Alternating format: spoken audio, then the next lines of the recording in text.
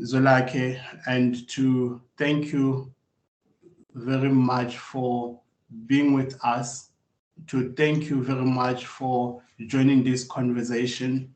And as we started talking in preparation for this, we know we wanted it to be an in-person discussion, but now understanding your message is something that we found very interesting. Ukuthi my students could listen to, could be part of, to reflect on this issue, yeah, the South African political system, to understand the processes that we are following and the processes that are shaping society. And from your point of view, it was that call that says, among other things, well, how I understood it was that the traditional leaders are playing second fiddle in this establishment. They are there as legitimate people, but they are illegitimate in a way. They are at the back benches, if we say, but you feel what they should be at the forefront of guiding society and determining policy. So the one thing that we will be talking about is this one that we have been advertising. We sent out as this call for reparations, but you understand your argument will be talking about reparations, about land dispossession, and this unimplementable constitution. But the overarching theme for me, and which is what I would like us, as we start, we want to understand this thing about traditional leaders. How do you harmonize, or how do you make sense of traditional leadership where there is a constitutional democracy, where we say the supreme law is the constitution? We wanted to host you along with King Dalinyebo, and he, for me, was an interesting figure because he was imprisoned for, among other things, what others can say, he was implementing, he was fulfilling his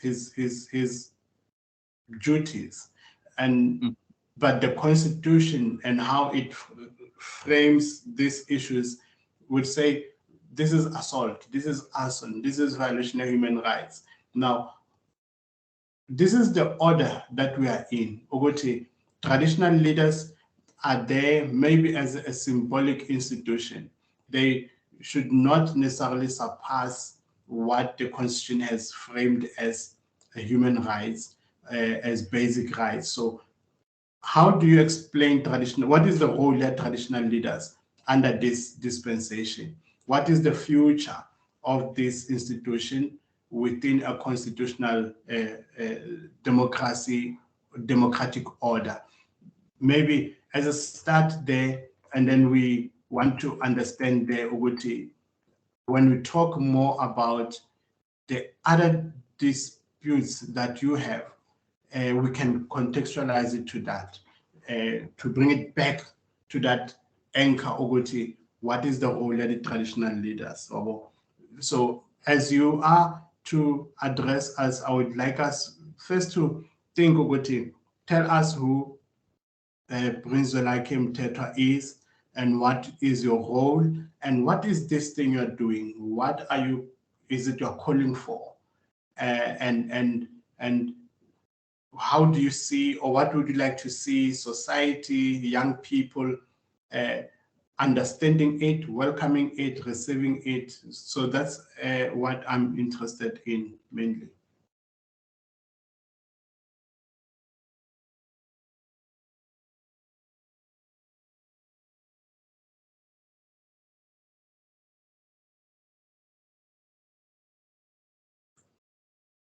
Prince Zwelakhe, are you there?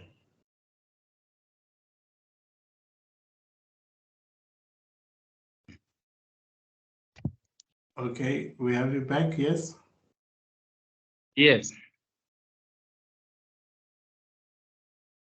Yeah, Bengisho Guti, you can start now telling us who you are, what it is that you are calling for, in this movement, and what role do you anticipate young people should be playing in it?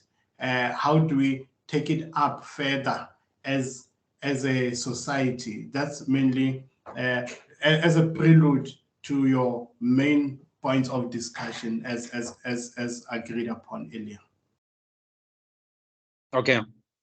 Thank you very much for receiving me in this august occasion.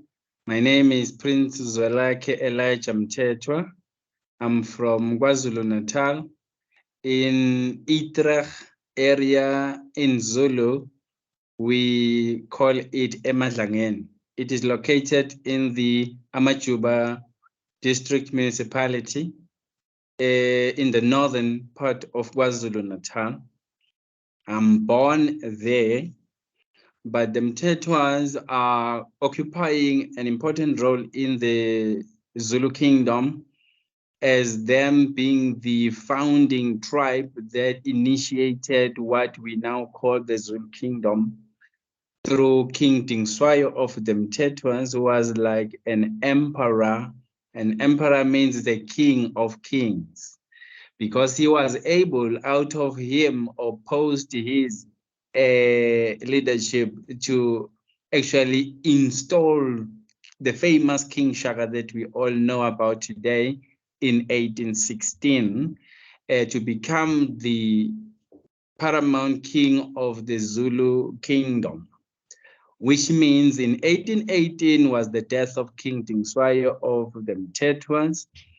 By the time of his death, he was based in what we now call today, 200 years later, Empangeni and Richards Bay area. And now the Mthethwas are confined in terms of their, what you call traditional council that is recognized. One of them, it is in what we call today King Cetshwayo district. Nambi area to be specific. But when you look at the history, the entire area, which is now called Empangeni and Richards Bay, was actually a part of the Mthethwa land along the coast. Then the tribal groupings or clans that you now find, Abakwamkwanas, like the gentleman I was talking to, they were part of Izinduna. Zagamthethwa at the time during King Dingswayo's rule. Going forward, I'm qualified in public management from Cape Peninsula University of Technology in 1998. I specialized in governance and politics, public law, public administration, local government management, economics, and information and technologies. I then moved out to the marketplace where I cut my teeth in the City Council of Cape Town in the Treasuries Department, but I was still on probation at the time. Then I obviously got booted out because of standing for the interest of my fellow students who were hired or supposed to be hired by the then City Council of Cape Town. My thinking was that I am a qualified management student and specializing in local government, so which means I understand what should be in place in those institutions, but I didn't understand that the institutions were still backwards and lacking transformation because we were just in the advent of our democracy by that time in the first Mandela administration. I then moved to Pretoria to be located in Marabasta, to be specific. I then also joined the City Council of Pretoria, wherein I was still obviously an understudy in the integrated development planning, where I was interpreting development plans. That was 99, which ended up also being blown away because I exposed the truthfulness about the issues of development of our people, because Marabastad, as we know it, it was a forced removal site wherein Black people used to reside in what we now call the capital city of South Africa. but they were removed. And the person who was in charge of this jurisdiction was called Chief Jeremiah Maraba, which is of the Amandebele tribe. He was closer to Paul Kruger at the time. That's why when you check the proximity of Marabastad and Paul Kruger statue and his house, which is now a museum, and his church at Church Street, they were so close such that it is the Afrikaners who requested from Chief Maraba to establish and declare a township, which was called Marabastad. In that township, we then had Indians. We obviously started with Africans, and then the Indians, when they were allowed to now come up the country in the Transvaal later in 1800, they settled there. And then we also had Cape Boys location. It was mainly colored men who came in that part of the country at that time, and which then constituted what we now call today the townships of Pretoria or Tshwane today.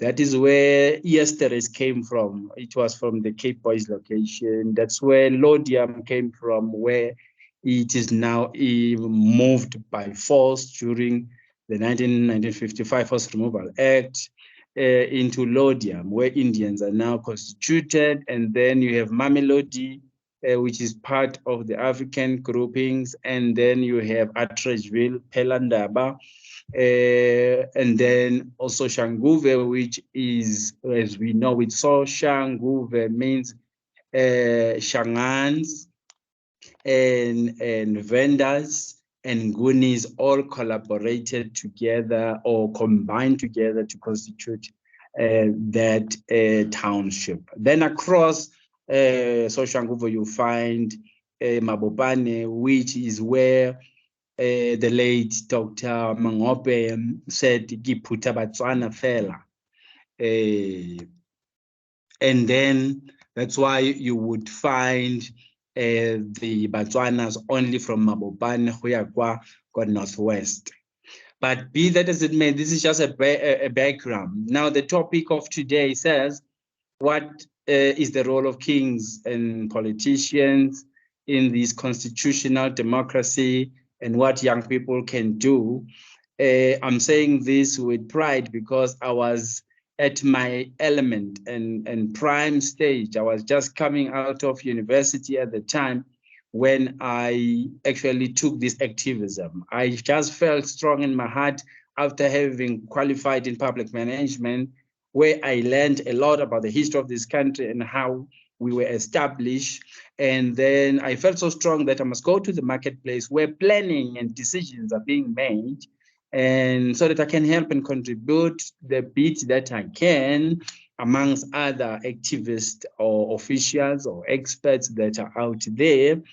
Upon realizing that it is a tall order and an insurmountable mountain, I was passionate about the marketplace. I saw the dehumanization of the people of Marabastad. And when I inquired and investigated what's going on in Marabastad, and it's when I learned that a law was passed in this country during the apartheid era, to be exact, around 1955, where people were expected to move from towns and cities of this country to make way for the apartheid regime and the English colonial system. So what is it that young people can do in the modern day to reverse those activities? It is to first inform themselves by what happened in the past, because we say in the public discourse that history does not have blank pages, but it is individuals who choose to make it to be blank. So where, like the Afrikaners, they say when they came up the country, they found a no man's land. They found there was nobody here. That is false, and I'm encouraging young people to dismiss those myths because it is not true. Go and read the books, you'll find that they were settlements of the kings. Otherwise, there wouldn't be a need for a Land Act of 1913, where kings and courses or amakosi were expected to be moved from prime lands of the cities and towns of South Africa to be actually thrown in the outskirts of what we now call towns, and in the far-flung areas which are not well serviced, that are not developed, where they cannot even ply their trade in those areas. So young people in South Africa, if I were to employ you, I would say South Africa needs a new vision. What is a new vision? It is a common goal where we can all go into together. But the common goal I'm advising, because I'm an expert in the field, I'm saying let us advocate for what we call in public management demographic parity. What is demographic parity? It is when you look at all the racial groups of South Africa and see who are the majority, since we are in a majority democratic dispensation. My understanding, according to statistics, is that the African people constitute just almost 80% of the majority population of this country. So take the 60 million population of South Africa, according to the latest statistic, and disaggregate and take out at least 80% of those. 80% of 60 million people will then give you the numbers of the African people in this country. Then when you go into the demographics of this country, when I say demographics, I'm looking at the welfare and the socio-economic conditions of these racial groups, which are now today Africans, as we label them. And then we have those whom we call whites.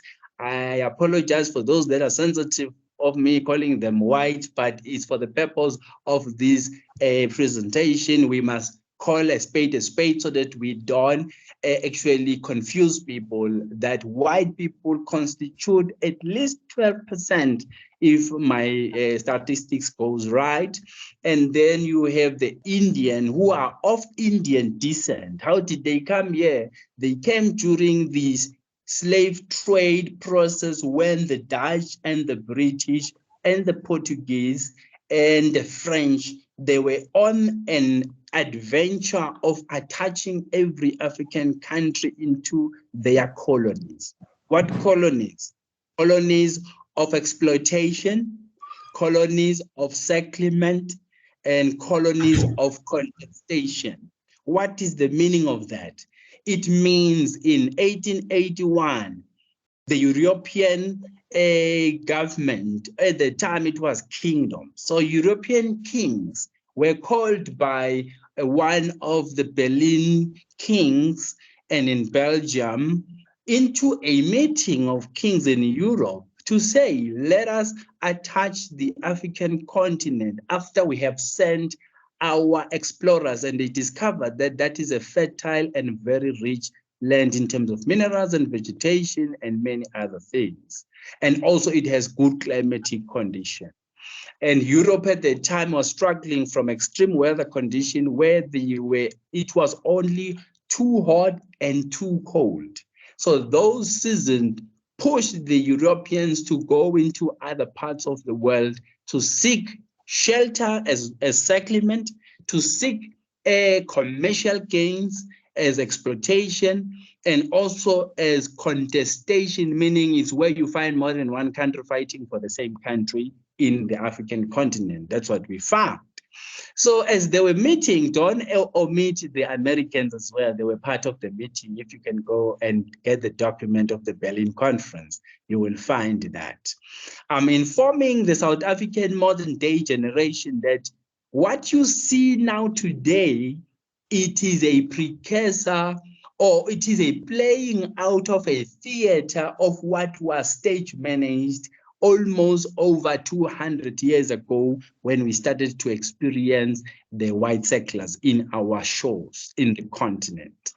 And then my submission to you is that what you see as a democratic government, I'm putting it plain and blunt, as you are students of governance and political science and law, to say the democracy we're talking about, I can tell you that by the 80s, that is when we started experiencing this term one man, one vote. Why I'm saying that, and the person responsible for that is the current president of our country, when he established NUM, National Union of Mine Workers, at the establishment of COSATU, Congress of the South African Federation of Unions, in 1985. He's the first person, go check in the book called The Chief with a Double Agenda by Mzala Nxumalo. You will find in the chapter that talks about the establishment of unions in the 80s. That is where you will find the first mention of one man, one vote. I'm being specific because I'm showing you who started calling for things that we are now defending today. In the 80s, we were talking mainly about the Bantustan establishment, where homelands, where Black people were compartmentalized according to their racial and tribal and language classification, where in KwaZulu in 1970, a constitution of the KwaZulu government, which was led by the current Prince Mangosuthu Buthelezi, who is still alive, he signed into law that constitution. In 71, it's when the late King Goodwill Zwelithini was coronated at that time. King Goodwill was coronated already. This constitution was signed into law, and at that time, the Prime Minister of South Africa under the apartheid rule, which was established in 1948. And then from that time in 1968 was the death of King Cyprian in KwaZulu, who gave birth to his heir on the throne, which is now the late King Goodwill Zwelithini, who actually first received the proposal, which was not yet enacted into law, through a constitution that was drafted in 1951 when the Bantu administration was established by the Afrikaner apartheid government.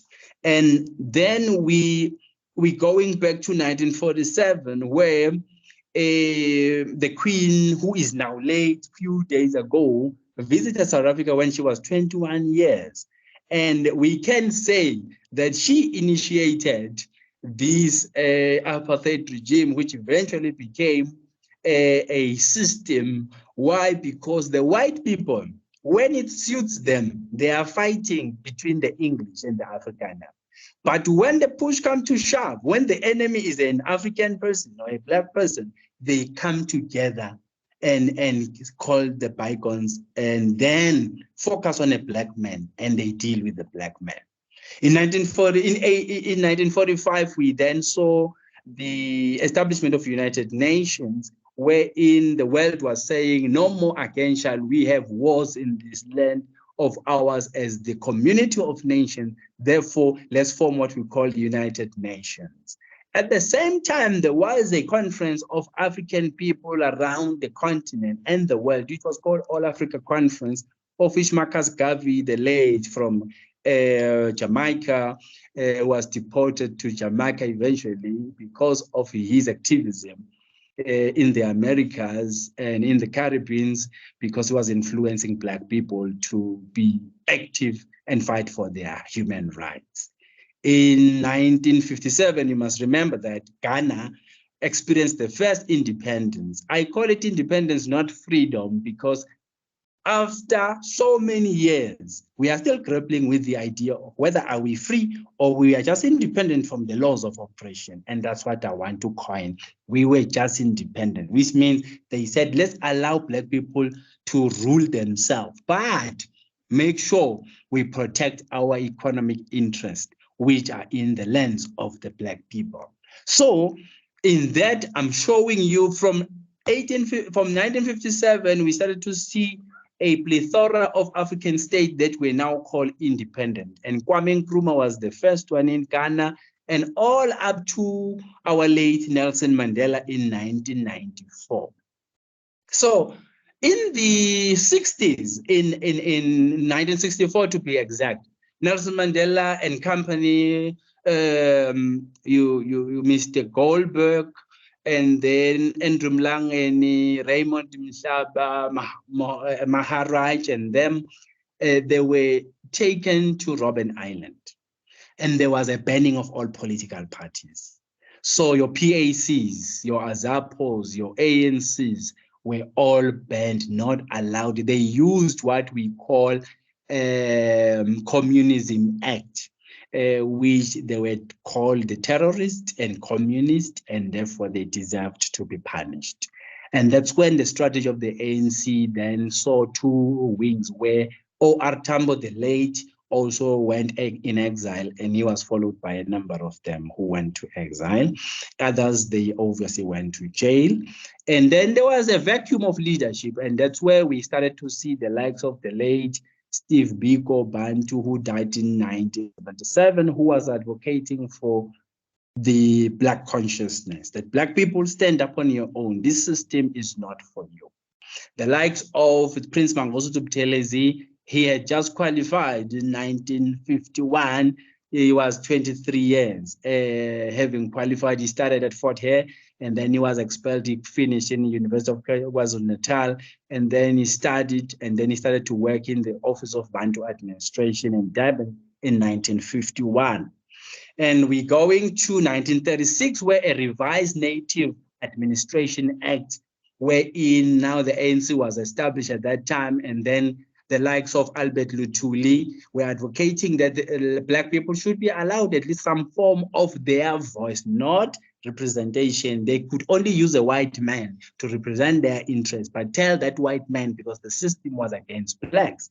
So at that time, it was 1936, they established what was called National Representative Council, where all the movement that are fighting for Black people needed to come together, discuss their matters, but they cannot be in parliament, and then give to a white man that they trust to go and represent their interest into the parliament, which was only meant for white people, and white, I mean Afrikaners and the British.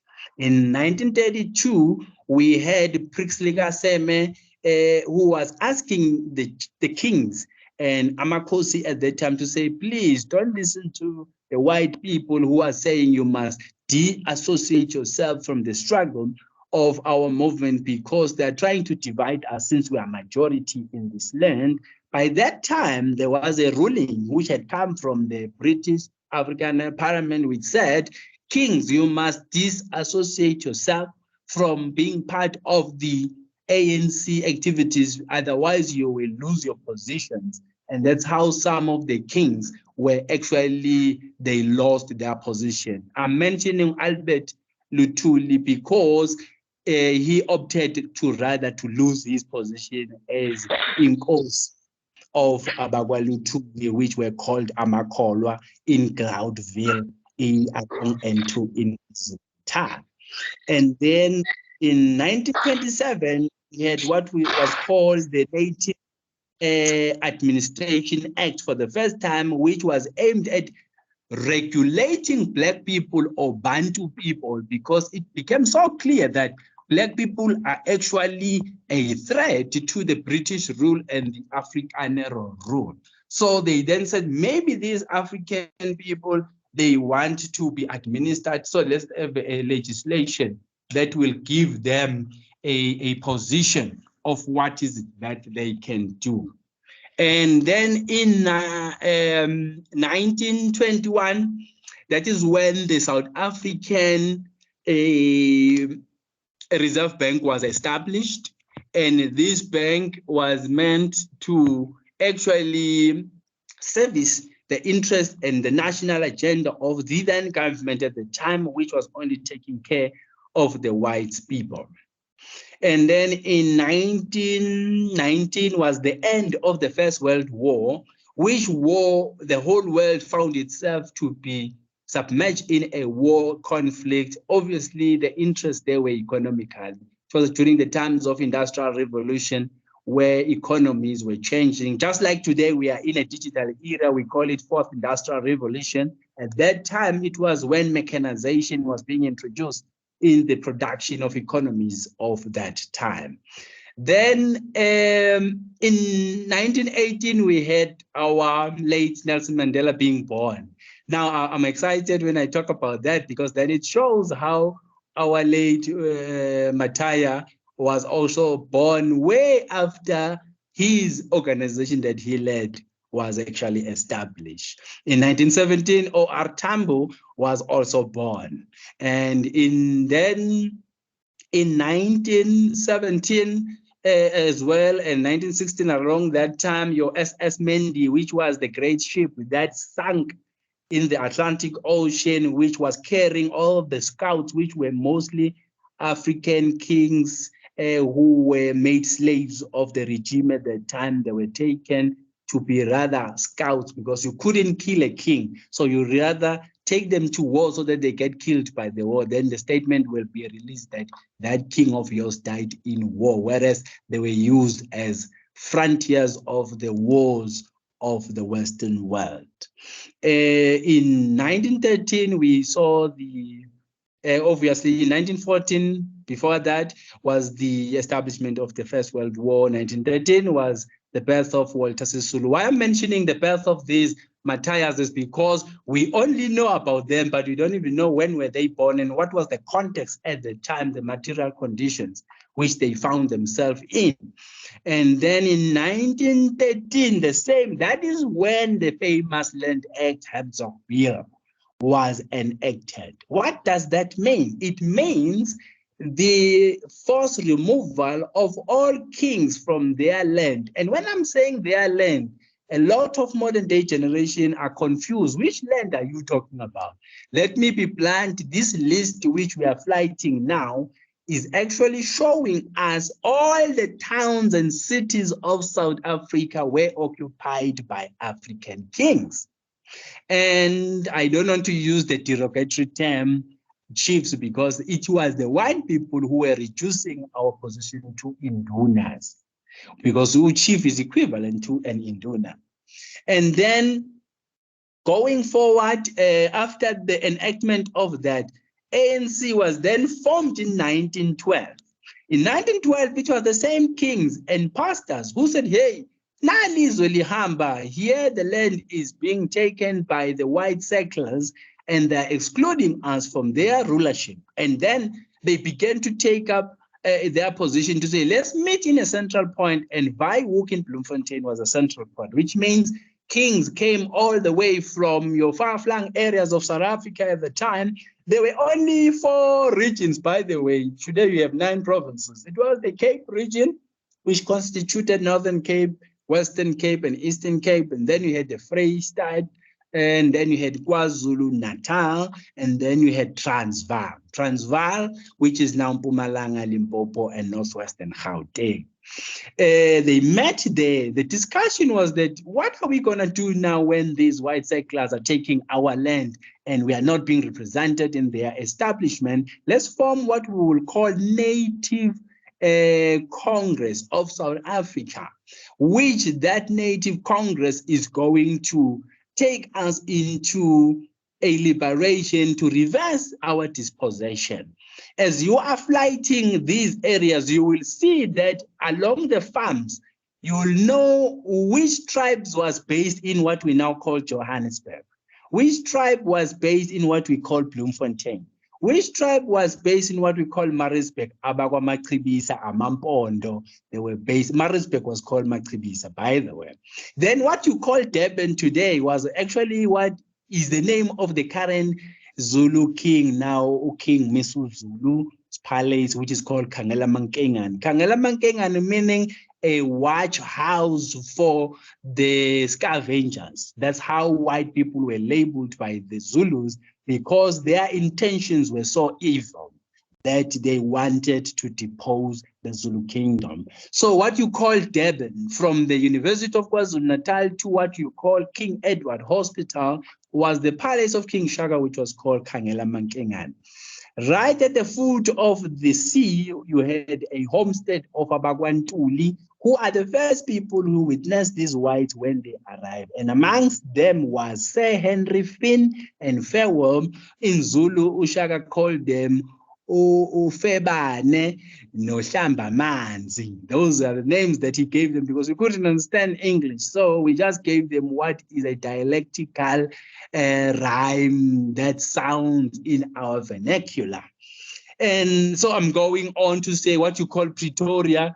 We have their original name, Kwamnyaman. And then your Nelspruit, Kwanomtunjan. And then your Pulukwane, which is Limpopo today. And then Muritile, Kwamshanga. Those are original names as you see them along that list. Now, today, all of you only know Brett, you know Gesina, you know Pretoria, you know Hammanskraal, you know Kamersdrift, you know all die Afrikaans name. But the story is that is not the original names, and we have original names. So get it into your head, students of law and economics and politics, to understand that when we stand up for these things, we are standing for what we know. It is documented, it is on record, it is our land. We will demystify the confusion created by the political discourse because there is a matters of interest here. But let me continue with my chronological background history of what happened. So in 1912, ANC is formed. In 1910, the Union of South Africa is established, wherein the British and the Afrikaners were establishing a government wherein only themselves will sit in that seat of government and have voting times every 5-year cycle, and they taking turns but exclude the Africans. In 1909, that's when Ubabu Govan Mbeki, who is the father of Ubabu Thabo Mbeki, was born. I'm showing you the now famous Rivonia trialists as the martyrs of freedom. I'm showing you when were they born, when the struggle for resistance in this country started. And the question is, who was waging the struggle of wars of resistance when our freedom fighters, the Rivonia trialists, were actually born exactly the time when ANC was already born. So it shows you how things gravitated and how the changes were effected. But we're going on to say in the 1906, Isaga Kaseme, he wrote a famous speech, I Am an African. And Ubabu Thabo Mbeki revived that speech in 1996 when we were signing our famous constitution into law on the 8th of May in Vereeniging. Vereeniging, by the way, means inhlangano. What is that inhlangano? It was the gathering of Afrikaners and the British when they were having peace treaty in 1902, when they were agreeing to say, Mane kom ons los om te baklei.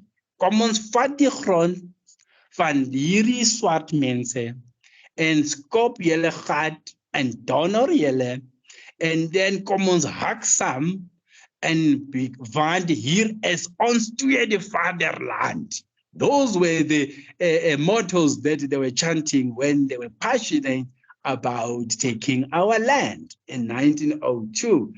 And in 1899 was when the Anglo-Boer War started. Why they were fighting the British and the Afrikaners? They were fighting over control of the Afrikaners who were Dutch descent and French descent and German descent, who left the Cape region wanting to be independent because they were tired of the British rule controlling them. And they started a journey in 1820 wherein they left the Cape region to come up the country. But let me move according to the chronological order and say in 1881, I'm now coming to the Berlin Conference, which was held by Otto von Bismarck.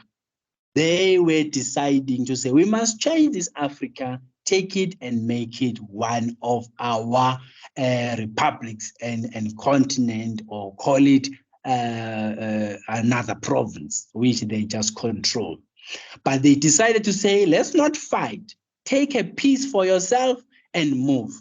If I were to give you, we in the SADC region, we are colonized by British and the Portuguese. Mozambique is colonized by the Portuguese, and Angola is also colonized by the Portuguese. Then most of us here, South Africa, Zimbabwe, Zambia, Botswana, and Namibia is the Germans. They were colonized by the Germans. And then you move, then your DRC Congo, Burundi, they were all obviously colonized by Belgium, and one of the rich spots in the continent because they have all the minerals you can think of. And I'm sharing the background of these countries so that you understand why the meeting in 1881 held in Europe to attach Africa into colonies of the European countries. So you have also the Francophone countries up north, part of Africa, and west of Africa.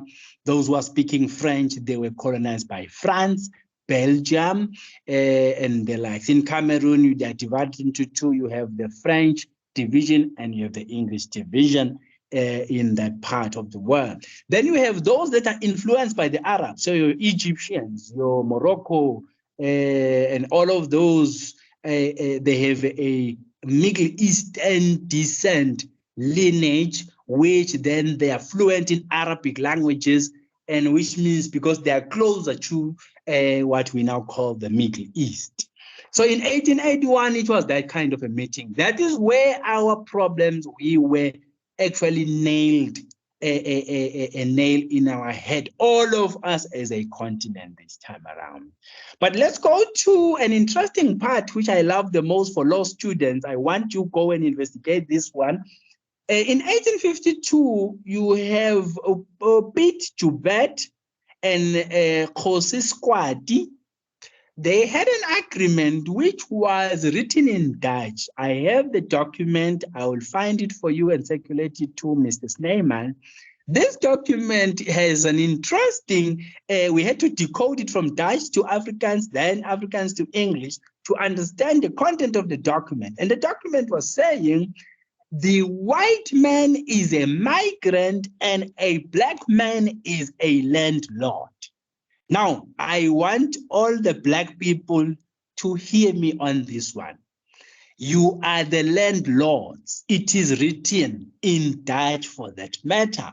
The white people, they are hiding that document. You may not find it in any way. It must be classified, but we have copies. We can circulate it for you so that you convince yourself that you are landlord. Don't look at yourself in a dispossessed position and depress and suppress and compress, and then you feel that there's nothing good that will come for you. There is something good that is going to come for you.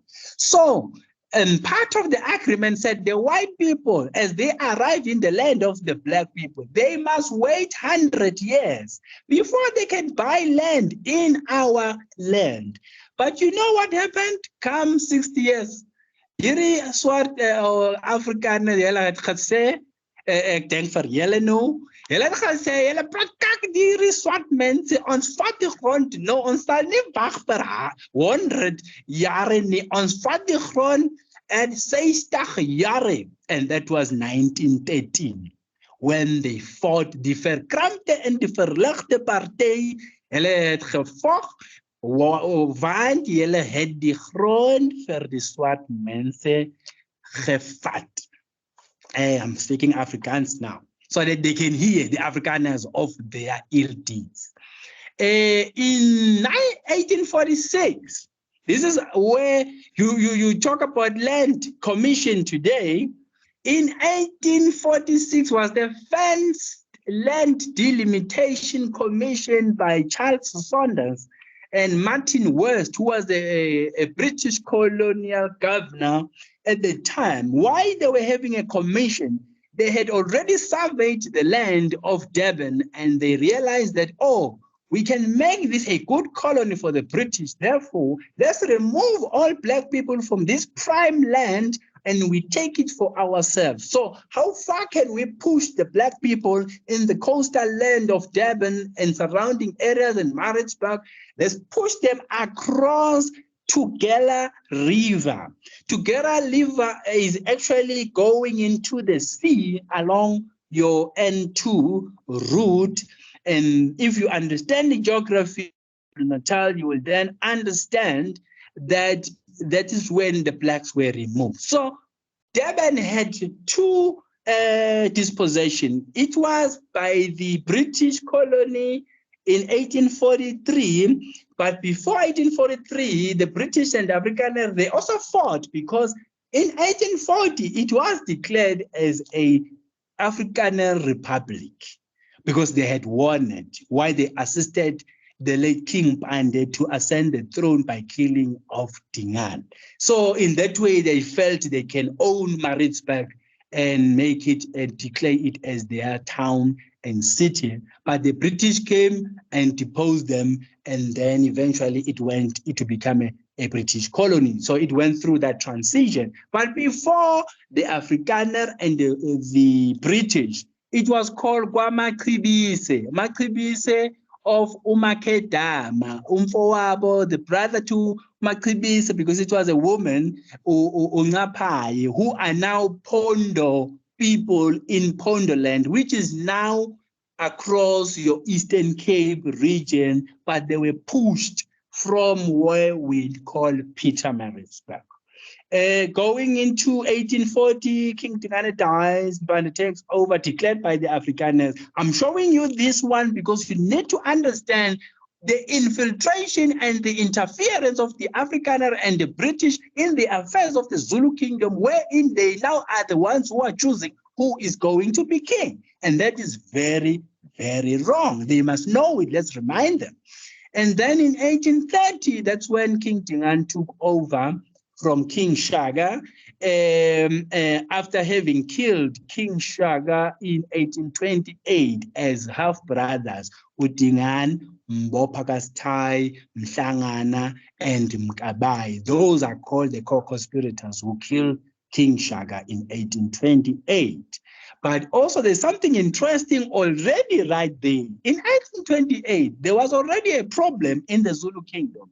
The problem was in the regiment. There were a regiment that was labeled Ohlomendlini. Ohlomendlini means in Zulu, the warriors or the soldiers who take up their arms, but they remain in their barracks. That is the literal translation of Ohlomendlini, which means are those who were already influenced by the white people of their intentions. Then they said, just remain within the Zulu regiment, but we will then use you as spies to be able to give us intelligence who is the weakest and the strongest link.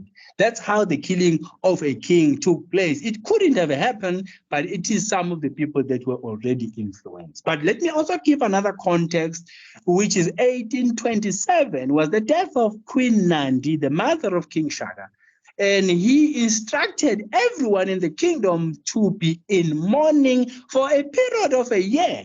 That was very absurd and very wrong, because what it meant is that since we were a subsistence economy relying on grazing and cattle farming, now if we are all in mourning, what are the people going to eat? So that was one of the wrong decisions of a king at the time, just because he felt his mother died.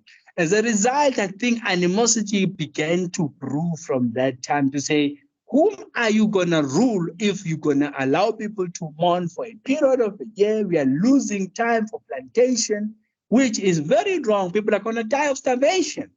Let's move on to 1824. 1824 is the arrival of Sir Henry Finn and Farewell in King Shaka's palace, and they were asking for shelter because their intentions, they purportedly said, we want to be part of your kingdom, work with you, stay with you to create a cosmopolitan environment of white people and the black people, because we also have a king in our land in Britain. And King Shaka asked them, what are your intentions? How are we going to settle together?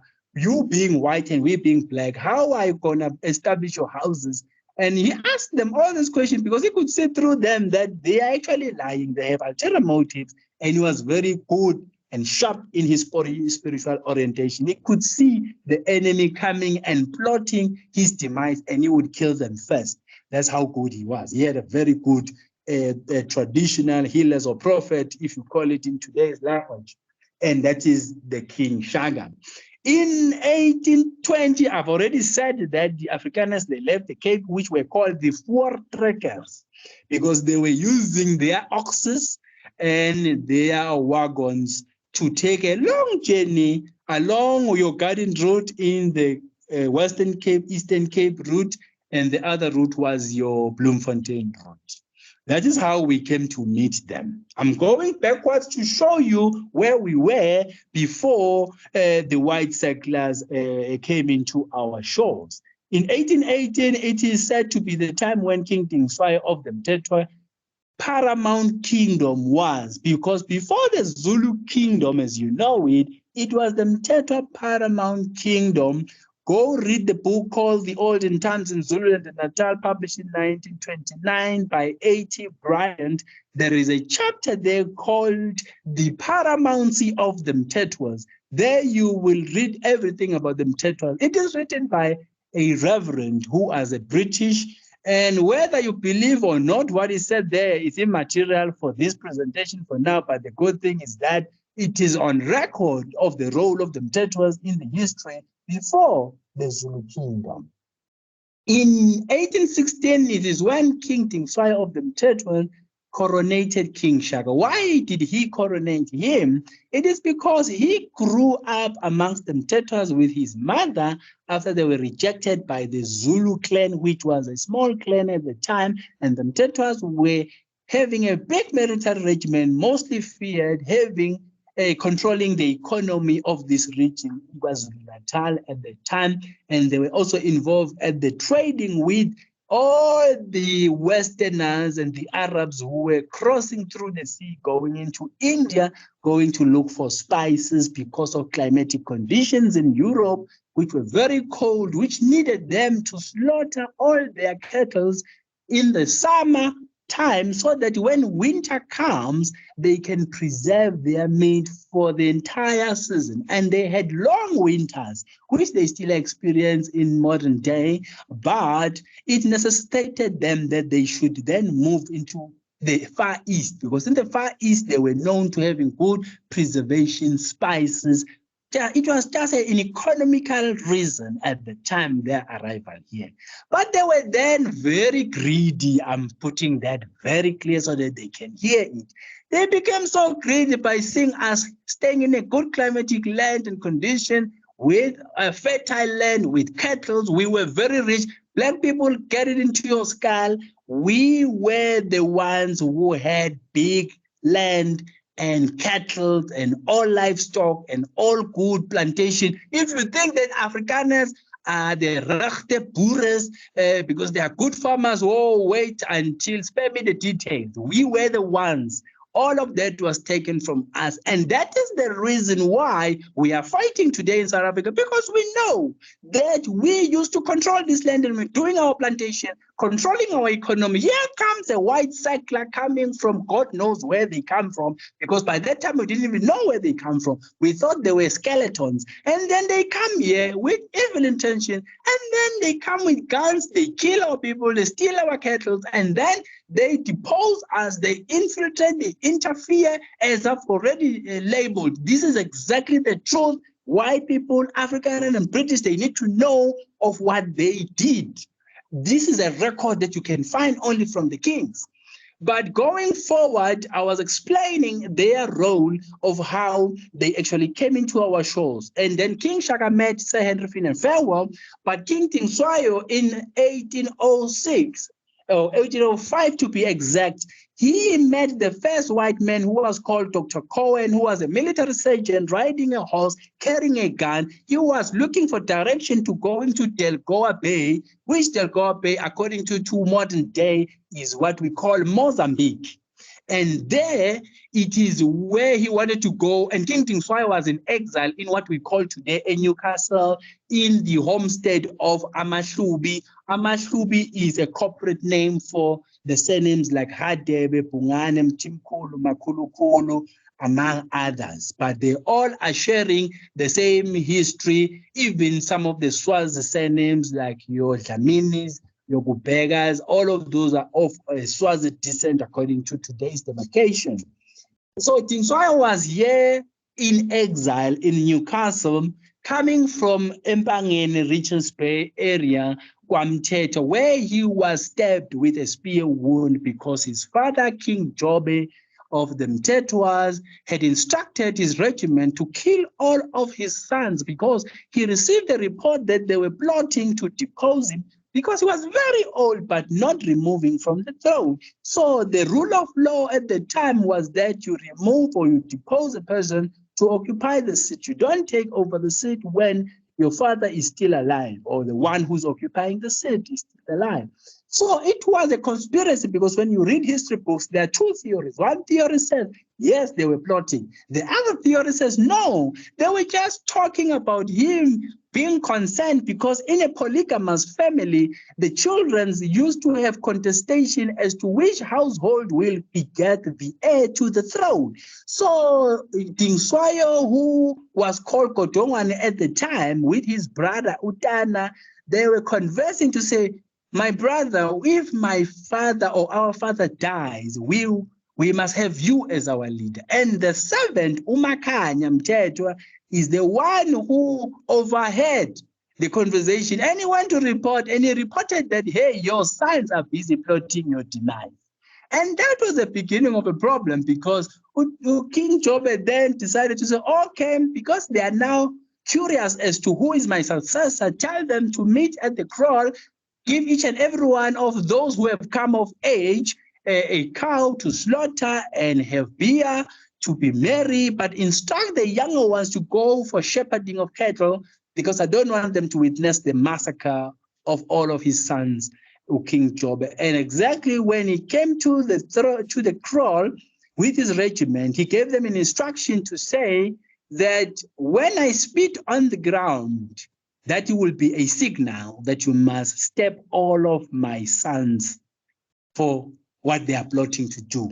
And then they exactly did that. And Uting Swayo survived the massacre and the stabbing. And eventually he went over the fence of the kraal, went into the thicket bush where he was seen by his sister. And the sister said, hey, never come back home whilst our father is still alive. Here is the food for the journey, and here's some clothing. Go to the forest country land and you hide yourself until you come back. He found his way into the thicket of a game reserve with animals and all sorts of dangers, but he survived all of those until he reached Newcastle. In today's day, a journey to Richards Bay will take you 4 hours to drive by a car. So you can imagine how many days it took him to get to this part of the land with all the dangers involved.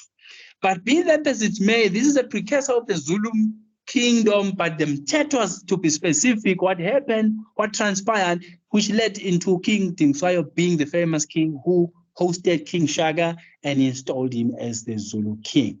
But I'm sharing about King Tingswayo for one sole reason. He ruled KwaZulu without Roman, Dutch, and British law. So it was the native law rule. So I'm not making up stories here. King Tingswayo only saw the first white man, and the rule at the time was a black man's rule. So the white people and the British, whatever they told you in their books, that this is their jurisdiction, it's a lie. I have evidence, and this evidence is not coming from Umuzwelake Mthetwa, it's coming from the same British, from the same Dutch, from the same Romans. So in case they are saying this is their jurisdiction, go read their books and find the truth for yourself. So I'm moving from that premise because the point I'm driving now is the most important point of our discussion. This is the point. The point is, our ruling party, I'm sorry to say this truth, if you are allergic to the truth, please get some tranquilizers so that at least you can be able to tolerate my speech, but I have to tell the truth. I was told that when you debate with the best, tell the truth. If you tell the truth, it will set you free. It will prevail timelessly. So this is the truth. The truth is, we were given in 94 one man, one vote. But I can tell you from here, that's not what was the original intention of the struggle. The original intention of the struggle siqale when we were saying mayibuye i-Africa. What we meant by that, let our land be restored back from us, because it was already taken by a barrel of a gun. So we were defeated because of the barrel of a gun. But AmaZulu, amongst other tribes, are known for having defeated the British with cannon guns whilst we were carrying spears. I am staying not far away from what we used to call Blood River, where the river was turned into blood when there was an Anglo-Zulu war. So we have prima facie evidence to that record. There in the Fort Recker Monument, they're celebrating December 16, wherein the Afrikaners are celebrating that ons bedag die God that had ons geskerm against the Zulu mense. And then for that reason, elke 16 December ons sal gee bedank by the God, meaning we shall always worship God and thank him for giving us a victory, delivering the Zulus into our hands. But be that as it may, my point is that 1994 was a public relations exercise. What do I mean by that? The British and the Afrikaners, they said, okay, because it is no longer governable to rule South Africa, let's give these blacks political power, but keep them away from the economy, because economy is our creation. Economy was meant for us only. The Bantu people must reside in their Bantustan as our labor reserves. They can only be allowed to come into the cities where economy was thriving, but it is only open to white peoples only. They then put some industries along the periphery of the boundaries of some of these Bantustans. That's why in the land of ours here in Newcastle, you find factories. Those factories were mainly built so that the interior of Zululand can at least come to Newcastle for working, but go back to their reserve where they stay. They must not come to the towns and cities for no other reason. That is the history and the politics of our country. Where are the kings in this whole dispensation? Kings were then influenced to say, if you want to remain in your position, and if you don't want us to kill you, you will now become our extension, which means we'll rule through you. We tell you what to do with your people because you've got numbers, and then you give us the numbers, and then we can at least pay you something for that, but don't involve yourself into our affairs here as on the fatherland, and this is our colony for exploitation. That is the thinking behind white people till today. A white person cannot survive without a black person being his or her slave. That's the truth. South African economy is subtended by the sweat and the effort of the labor of the black people. If you remove black people from working and tilling the land of the white people or going into the undergrounds of the mines of the white people, that economy will collapse. But that's not my point. My point is that what you saw in 94 was a precursor. Look at this loophole they created. In 94, they instituted Land Claims Act, which allowed black people to claim their land for 5 years. In 96, they signed the constitution into law, which constitution says in section 25, protection of the property of the minority. My question, very interesting question for law students. Which property is it being protected by the constitution against the majority of this country? Let me remind you which property is that. That property is the one that was taken in 1913 using the law. What is my point? My point is, you law student and political science student, wake up, go study. Why is it that when a white man was ruling this land, he passed a law, and that law became the culture and the heritage of this country, which they now call, we are a law-abiding citizen and we want only law-abiding citizens. Yet at the same time, here is the black government ruled by the African National Congress in 94, led by Ubaba Nelson Mandela, the late, may his soul rest in peace. But they pass a law, but that law does not bite. What do I mean by that law not biting? They passed a law in 94 of the land. In 96, they put a clause that said we must protect the minority. Who is the minority? It's the white people. Now, why we are getting into a dispensation which is called it's for majority, but that dispensation is preserving the enclave of the economy of the minority. What kind of nonsense is this? This is not democracy. Wake up. The democracy that you're thinking is not. It's not democracy. If you're fighting for democracy, let me wake you up from your slumber, is that this is not democracy. It is minority rule under pretense of majority rule, using the black majority vote to sit certain people into power so that they can advance the narrative of the interest of the minority who happens to be Afrikaners and British. That is the truth. Get used to that and knock it into your head. And then if we're going to move going forward, I want to establish that I accept that we must be law-abiding citizens.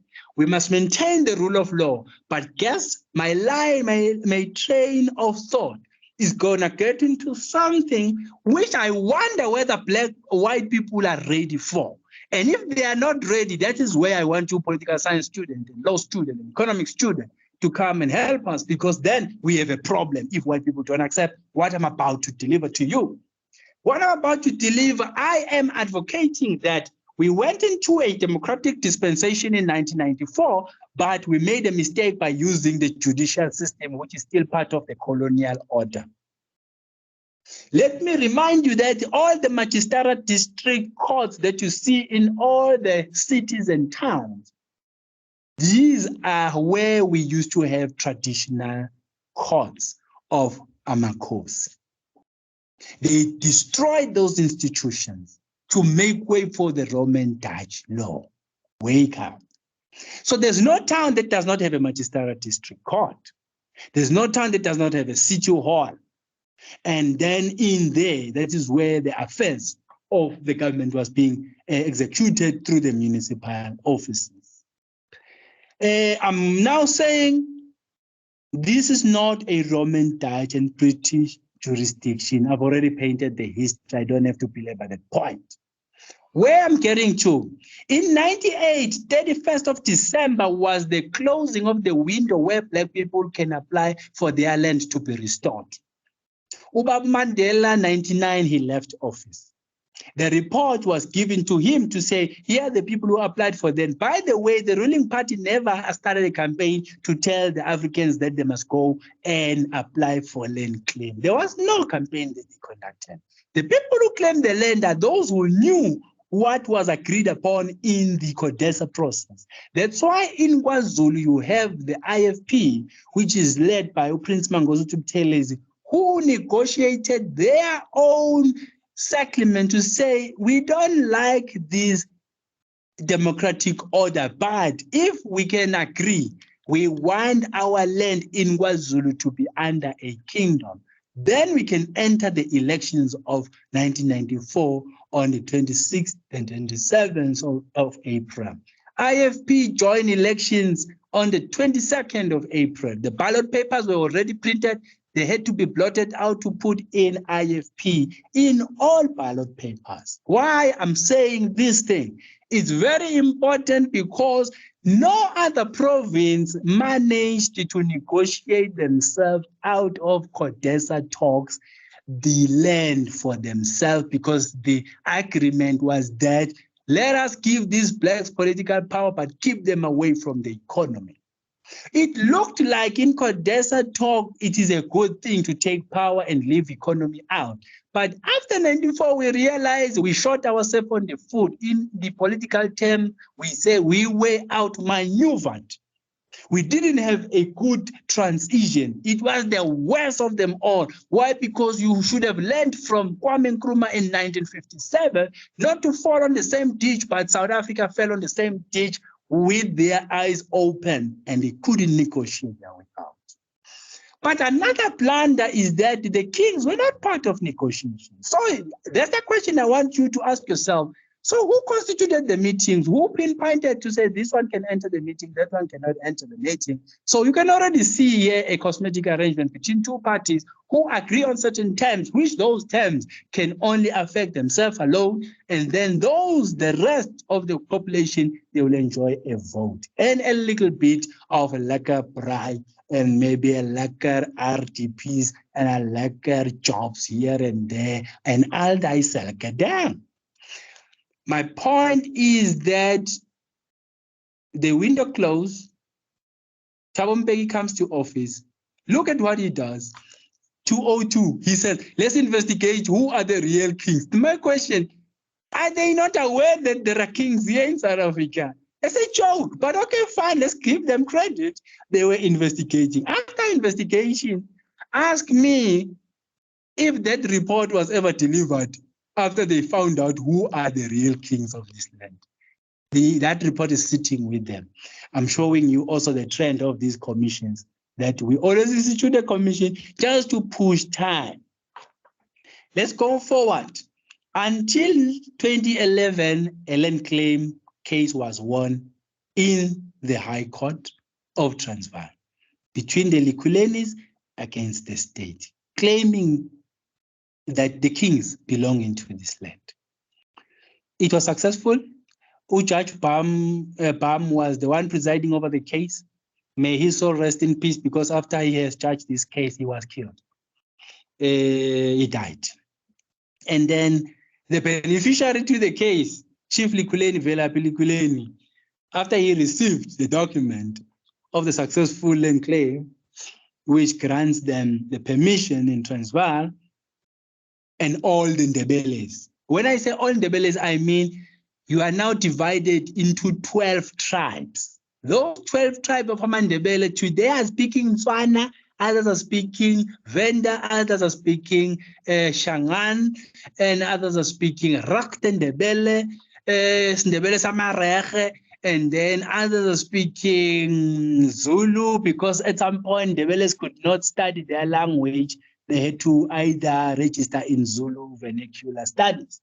So that's why others are speaking Zulu. But my point is, all of you are the descendant of one man who occupied the right where the statue of Paul Kruger is standing.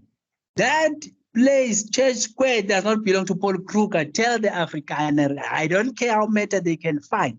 I wrote a book with John Clark called Glimpse to Marabastad. And we know the history. You don't belong in the Church Square. You were hiding the history of the Ndebeles. That was a chief crime. And then where Union Building is built, we have also the graves of the Likulenis and the Ndebele people. Wonderboom. Julle dink dat is 'n Afrikaans mense dorp. Nee, is nie Afrikaans mense dorp nie. Wonderboom also belong to the Ndebele people. Camel refill, all that plaque that ye name, camel strip, camel that, ukamela in the Ndebele language, ukamela is called camel. So the Mnguni descent of the Ndebeles, they have one of their heroes, Ukamela, of whom was very vibrant at the time, is also part of the people who belong to Pretoria. Today, Amandebele, they are working in the back rooms, in the combases, and in the kitchen of the suburbs of Pretoria East as servants of the Afrikaners who deposed them. That place belongs to the Ndebeles. Afrikaner mense verstand that. Take it or leave it. It's that simple and it's that difficult. We have a government gazette which is printing that very clearly. Now, they also send a lie around. They say that this is this thing of a willing buyer, willing seller. We never agreed on a willing buyer, willing seller. Go check all the ANC conferences. This thing of willing buyer, willing seller came from white people telling the ANC leaders to say, let's institute this as a policy for land. The land was never taken through a willingness. It was taken through a legal a very unjust law. In law, we have what we call the paradox of the law, law and justice. Law and justice in mathematical terms is called two parallel lines that will never meet. When you have to be just, you have to be illegal. When you have to be legal, you have to be unjust. What do I mean by that? An example, somebody kills another person. The law does not allow you to kill that person in return. It says we must put that person to jail. But is it fair to have somebody dying and the other living but just put in jail? That's how the paradox of this law is. Law and justice, they don't go together. So where I'm going is that a law of precedent has been created. If the Likuleni can be granted their land in 2011, which means now we have a precursor where now land can be restored back to the African people across the entire South Africa. That is how law operates. You don't have to come up with a new application to have a new judgment just for yourself because you lodge your own case. We look at the history of cases that are similar, and a case that is similar to this one, if in KwaZulu we have a similar case where we want to claim our land, just refer on the Likuleni case against the state, and they won that case. So which means we can also win that case. That is the rule of law. Take it or leave it. If you don't like this judgment, which means you have a problem with the rule of law, which is the law that you force-fed us with, and we came into terms with it. But this time around, that very Roman, Dutch, British law is favoring a black man. So my question to white people, all combined British and Afrikaner and Chinese this time around, because they are also now custodian of big tracts of land in our land, Indians and them. I'm asking a question. Are you ready for a new dispensation where kings can be restored? Because this Likuleni judgment spells out all of those who are cited in the judgment. I am citing them now for you. 1, it says the British government. 2, it says the Afrikaner government. 3, it says the democratic government. 4, it says the mining houses. 5 says the property association. 6, Sandral. 7, commercial industry. And all of those are cited in the judgment that they need to calculate the money they made from 1930 up to today and give that money to the natives of the land whom they deposed using the law. Another law is in play now. If they respect the law, they will do what that law says. If you don't like that, let's agree to disagree that an unjust law is no law at all. That is what St. Augustine said. Then it's very clear now. South Africa is in breach for 11 years, still sitting on the judgment. They are not ratifying it. The government is not acting upon it. No one is telling everyone, not even the media. Everyone is censored around this matter. But I'm putting it to you as students. That is your assignment. That is the research. Those who are, what do you call this, actuarial scientists, I'm looking for all of those from all universities in South Africa. I want you to calculate for me the exchange rate in 1913.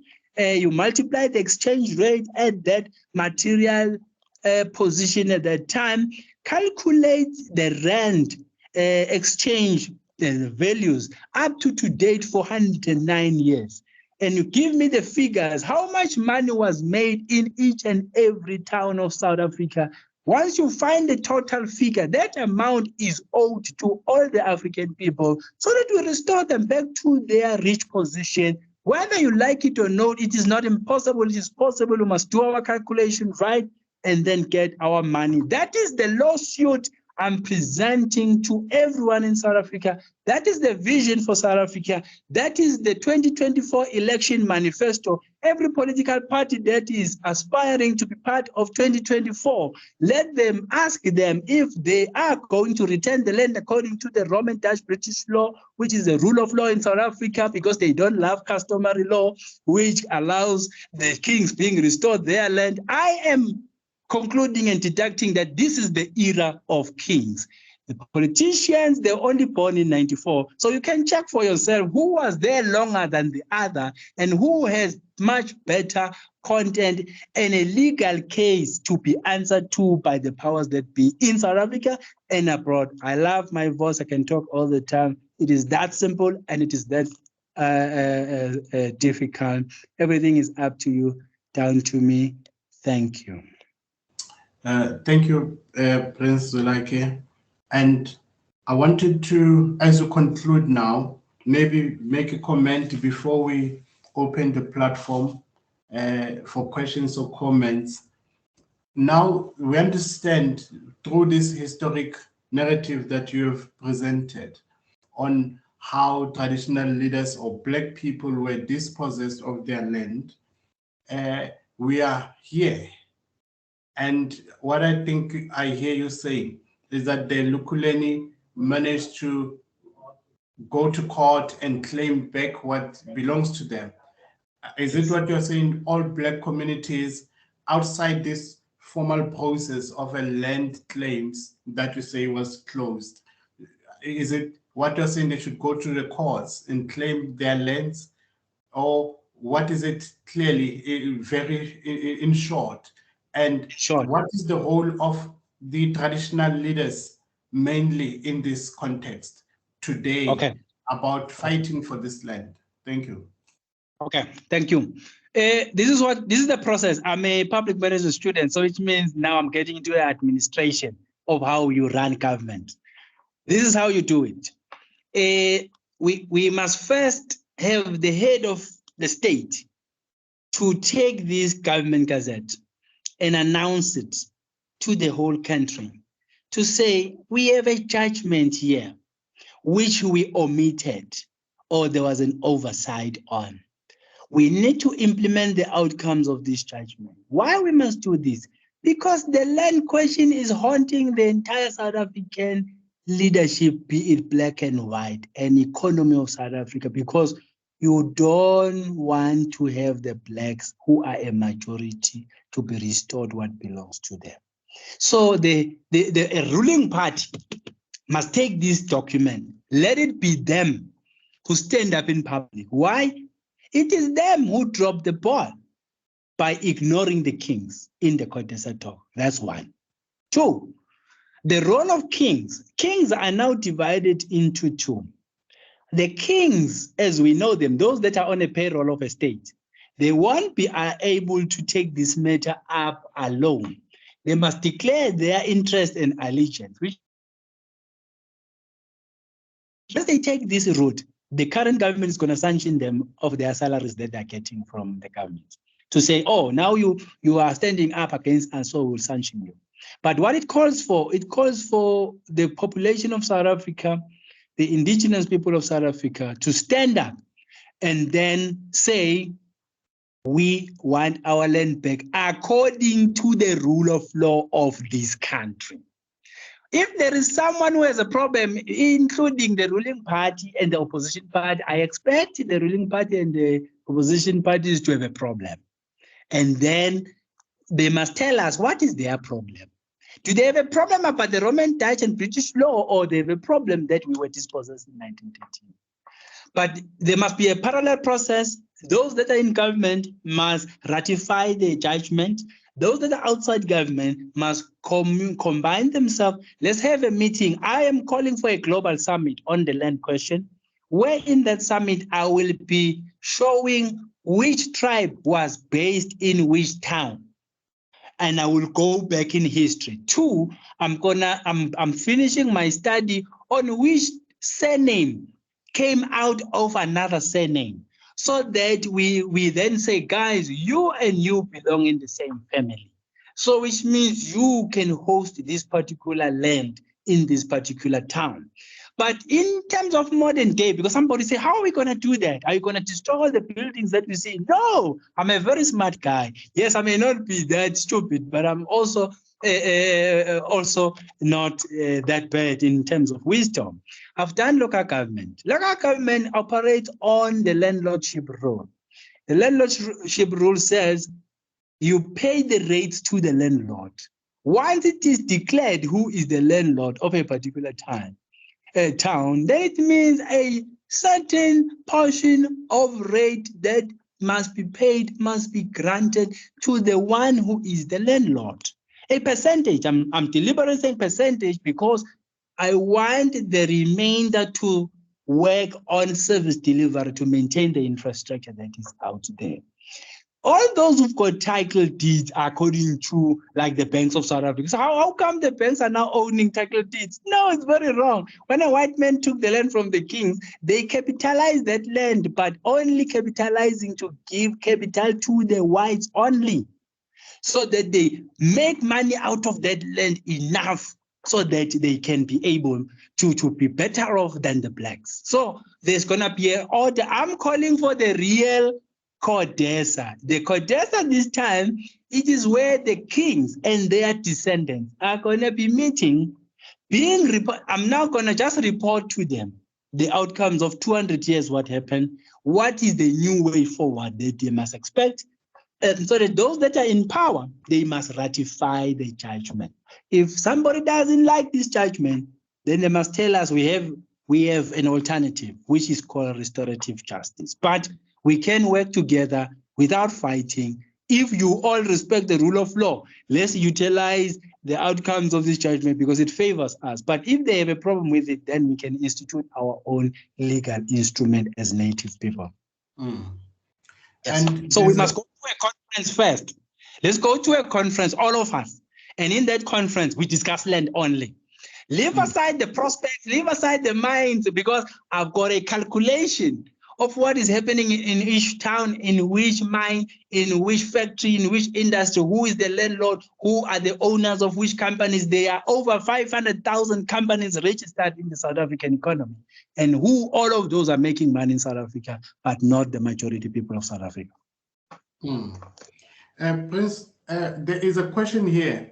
Uguti, is there mobilization among traditional leaders? Like as you're talking now on your global summit on land, how mobilized are traditional leaders working working towards this?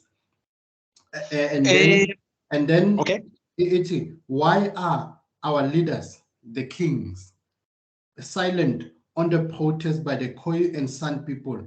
So in the so-called union building, and in what you've been talking about today, you didn't mention the San and Khoi people. No, but when I talk about the Africans, they are part of that category. Yes. Now, why are they okay? But the San and Khoi people were at the union building protesting for their recognition, and this is something that's still going through parliament and lawmaking to recognize them as I think the first people. That's what they want. Now, why are traditional leaders generally silent about this? I'm not sure. I know. I haven't had any kind of a talk. I know why they are quiet. If you go from 1846 up to date, the British colony era and the apartheid era, what they did with the kings and chiefs or amakosi is to attach them into their rulership, and then they pay them a stipend. So that stipend sustained only that particular king to hold control over their subject, because people believe in their chiefs or their kings or amakosi. So the only reason why other kings are not talking for the others, those that are earning a salary are not talking for those that are not earning, because they've divided us into two. They say those that are earning must not rock the boat so that they can continue to earn. And then those that are not earning is because the current leadership does not recognize them, irrespective of whether historically they are recognized. That's the only reason. So how are we going to solve this problem? Those that are earning must be willing to converge with those that are not earning. And we stop dehumanizing each other to say, when you are not the real one, when you're not the real one. Because what the regime has done is to depose the rightful heirs and got the wrongful ones to interfere with the lineages of succession in those kingdoms. So this is more like a status, but I'm recognized or not recognized. Actually, it's deliberate. The British and the Afrikaners, they like that one. Actually, go and read the book, The Old in Terms in Zulu and Natal. You see how their strategy works. It says, go to Snyman. If Snyman does not listen to, okay, I'll give you a perfect example. In 1906, in the Bambata revolt, what happened, there was a man called Njengabantu in Umvoti area along Greytown area. The magistrate at the time was Cross, Mr. Cross. He wanted to institute the counting of people, meaning the census. He wanted to establish a census calculating how many people we have. And people said, these people, once they calculate us income pay, they will ask every household to issue more money, and which eventually they will charge us more for income per head per household. So as he stood up against them, they had to remove him from his birthplace into Port Alfred, which is now Port Shepstone area market area. Just go Google Njengabantu. Njengabantu used to be here in Greytown area, was charged in 1904, 1906, and then he was removed by a judge or magistrate of Greytown, which was Mr. Cross, and he had to be thrown outside the far-flung areas, and a family had to be divided into two. His wife, other wife, had to remain in Greytown while he left with others. That's an injustice that was done by the British law at that time, because they wanted to remove black people in the island. If you don't listen to us, we depose you. After that, they then appoint the brother to the one whom we have actually exiled, to say, a brother, take over. But if you take over here, you listen to the magistrate. That's where the term Nkosi Enkantolo comes from. It was the British envying the title and the salutation given to a king to say Nkosi, because it is the king who had a tribal court to judge matters. But when the British law came in as their colony, they said you now refer to the magistrate as Nkosi Enkantolo. And that's why they call themselves my lord, my lord. That title does not belong to the colonies, to colonial rule. It belongs to Amakosi. They took it. So using the economy to divide us. But let me also present to you, the current government are using the same strategy of economy to say, if you listen to us, you will eat well. If you don't listen to us, then you are going to starve and suffer. That's why the PAC, the Azapos, because they emanated from the ANC in 1960, Robert Sobukwe, he was actually then demonized to be anti-multiracialism, because the strategy of the struggle was now to say, let us all be together. The wealth of this country belongs to all those who live in it. But the question is that now the wealth is belonging to a 12%, and everybody else is not part of the economy. It's still working even in today's time. If Britain says we are no longer involved, you are now ruling yourself. They are lying. Their companies are here. Anglo-America is here. DBS is here. All these major corporations are multilateral, and they are coming from Britain, Dutch, German, France, you name them, and America included. And then Gukono Veli raising a hand. Veli, you want to ask a question or comment? Okay. Thank you. Oh, Veli, oh. Your audio is not clear. Could you try again? Okay, let me try. You know, it's like shh. Okay. We're not winning, Veli. I want you to be able to ask. So try again. So could developers go ahead?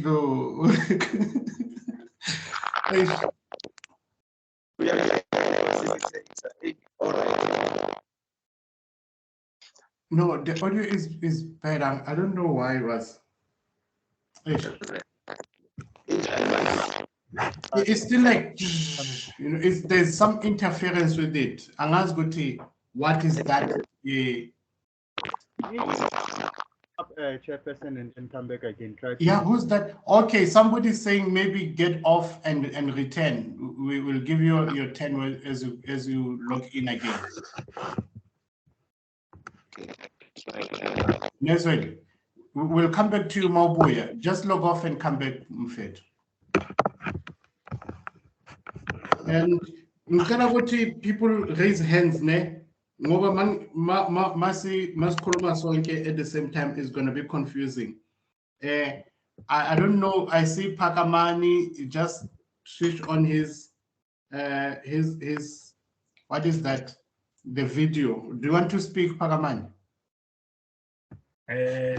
Greeting everyone. Yeah, we can hear you. Yes, no, unfortunately, I just joined now due to the signal where I am, so I couldn't get the conversation from the beginning of it. Okay, right. Yes. Veli, let's check how you sound now. Unmute. How do I sound now? Yeah. Fine. Okay. All right, ngiyabonga facilitator and ngihlonipha umfowethu omkhulu uNyambosi. You know, a lot of respect for uNyambosi nomsebenzi awenzayo. So I want to start by just saying may our ancestors carry you, because you are continuing their work at a time when many people are hiding under their beds. That's the first thing. Second thing is, I just think also because this is a space for, you know, people who are in a learning institution, in addition to the very thought-provoking things you have said, it is also important for our students or anybody here to go and study a piece of legislation that, in a sense, actually was a precursor to the Native Land Act of 1913, the Land Grey Act. The Grey Act, which was authored by Cecil John Rhodes' secretary, because what later became the 1913 Land Act, the blueprint was actually the Land Grey Act. And the Land Grey Act is important because it helps us also understand that actually the initial agenda was to colonize the whole subcontinent, not just the part we call South Africa. That's what the British had planned. The one thing that I want you to react to, Nkosi Nyambose, is that the current constitution, section 25 to be exact, legitimizes land theft. It legitimizes land theft because the fact that there's a clause that speaks about compensation in the current constitution, right, is an insult to the natives. And I want to understand how land repossession and land restoration can happen under a constitution that comes out of the Condesa project. The last input is, I want to hear your reaction also. My own view is that there are monarchies in South Africa today that are compromised because they are part of the system, right? I personally don't believe we can trust all of them because many of them are actually colonial creations. And I want us to make a distinction between monarchies that are based on the question of the right of the nation, of the natives to determine their own destiny, and monarchies that are based on the urge to want to integrate into the colonial project. Thank you so much for the opportunity. Thank you, sir. Should I respond? Yes. Okay. In this global summit I'm calling for, I will be unpacking. I know who's the genuine monarchs, who are the pseudo monarchs with the hand of your British, your Dutch, and everyone else. I am involved with the Khoi and the San people, very strong. I know how fragmented they are, over 5 kingdoms, if I'm not mistaken. I'm in touch with all of them. And we have a meeting where we are exactly engaging how we take in hands, because we do acknowledge each other. So to those who said I didn't mention them, when I say African, they are included. I will give you reason why. we intermarried with them. And so some of your those whom you label as Koyan son, Tina ngapha, they are relatives of marriage. So when I say African, I'm just referring to if they were of my maternal descent or paternal descent, they are included. Let me give another example. Ibutho lezithwe, the regiment called Izithwe, at the time of King Tingswai, was constituted of people of Khoi and San descent. What were the reasons? The reasons were that they were good in the geographical terrain intelligence and dealing with your natural environment. So we integrated them into our regiment. So they were part of us. That's why you see some of us, we call ourselves, we are black, but we have a lighter pigmentation because there's a gene pool of the Khoi and the San descent, which resulted into the cosmopolitan community that we see. But my point into the constitution, this is what is going to happen. If this constitution came as a result of the CODESA process, then it means CODESA is the modus operandi to amend the constitution, right? That's what they did. So what we're going to do is to now call the so-called native people to commune amongst themselves. We come together. We are not going to classify each other in terms of this and them. What we're going to do, the rule is one here, is that the current establishment is not serving the majority people. Those who are benefiting from the system, they must be aware that those that are not benefiting in the system, they are equally supposedly should be benefiting in the system, but not the system we are on. So we are calling for a regime change with a truth being put on the table. I know they are not going to withstand the judgment that comes out of their court. I am expecting them to resist, but that is where I want them anyway, because it's bringing us to a neutralization point to say, even if you are benefiting, you must know you are not legitimate. So I'm not expecting those who will resist on the basis that they have money, or those that are on the basis that they are better off. No one is better off. The struggle against African was one, is that of land dispossession. If you don't identify yourself with that, then okay, tough luck, but the process is going to continue.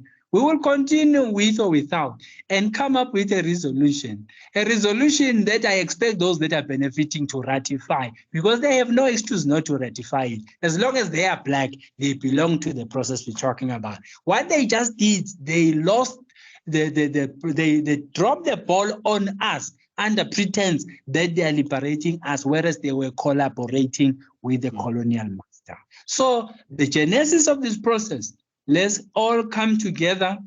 I will give the best of I've traveled Europe. I went to the World Memory Library. I have evidence of everything that is happening at UN, that is happening in each and every country. So I know what is not. I know what it is. But I'm not going to use that against anyone. What I'm going to do is that let's have a vision that will focus on demographic parity where we belong into a majority. If you say this is a majority rule, then let's do a proper majority rule. This is not, what you're doing has not been a majority rule. You are doing a minority rule under majority rule. Let me tell you the other truth. The white people are thriving in this democratic dispensation more than during the apartheid and colonial era. So it means they're actually stealing again from the majority. They only call us majority when we are poor. When it comes into benefit of any sort, it is the minority that must benefit. Let me also raise this one, which is very bad. The Afrikaner has gone to the United Nations to apply for protection that they are being actually victimized by the majority of South Africa. Actually, and so that the United Nations can now react in case there is anything that the majority does to take back what belongs to them. It is them, the white, African and British, who are abusing the majority, using the economic power and the judicial system, which is not serving the native people of this land.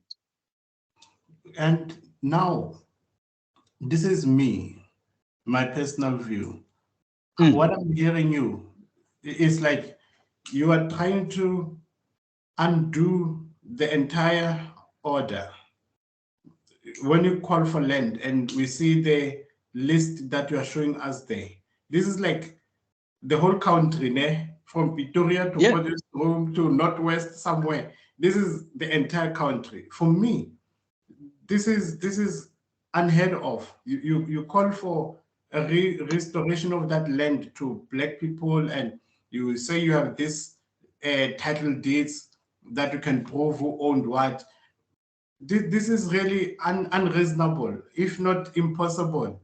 You know, you want to break the whole thing and reconstruct it in this imagination that you are presenting here. Don't you recognize, Ogochi, there were wars when we talk about the Boer wars, the British wars against Africans, even the British and the Boers against each other. All these years, it was battles, and this is my view, Gote. All these battles were battles over land. You spoke about the Industrial Revolution that brought about colonialism. Here, the land dispossession was through war as well. You Africans fought to defend it, you were defeated. And you plainly lost. And then the democratic dispensation is somehow a compromise to say, okay, let's see how we coexist. And now you want to call for undoing all that, but not recognizing what there was war fought over this land. So do we want to say at some point, if Gufiwa, Magfiwe, because we want our land back? Should I respond? Yeah. Okay.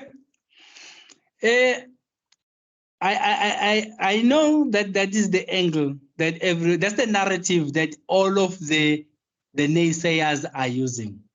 So already that I know. That's why I took 23 years to analyze the balance of forces and to understand which angle we can do this thing.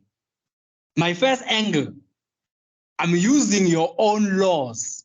I'm using Roman, Dutch, British law.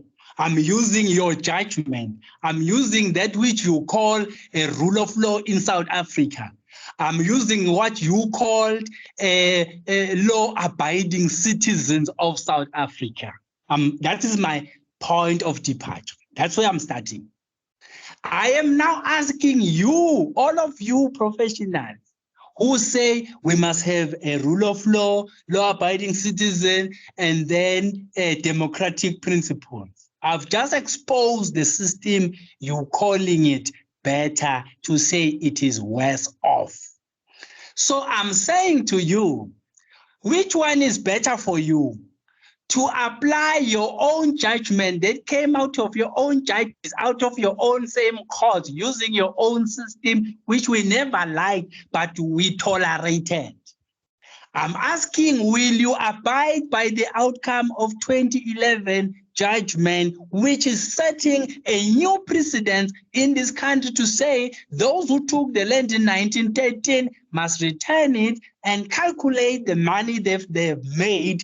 That is what the judgment says. It's not me, it's the judgment. So maybe go study the judgment, and then after you finish studying it, share it and circulate it. The fact that you are hiding it is telling me that you don't have good intention. When this law favors you, you let it be. But when it doesn't favor you, you say you are destabilizing, causing wars. Okay, is it nice when 78% is outside economic circulation? You call that is better.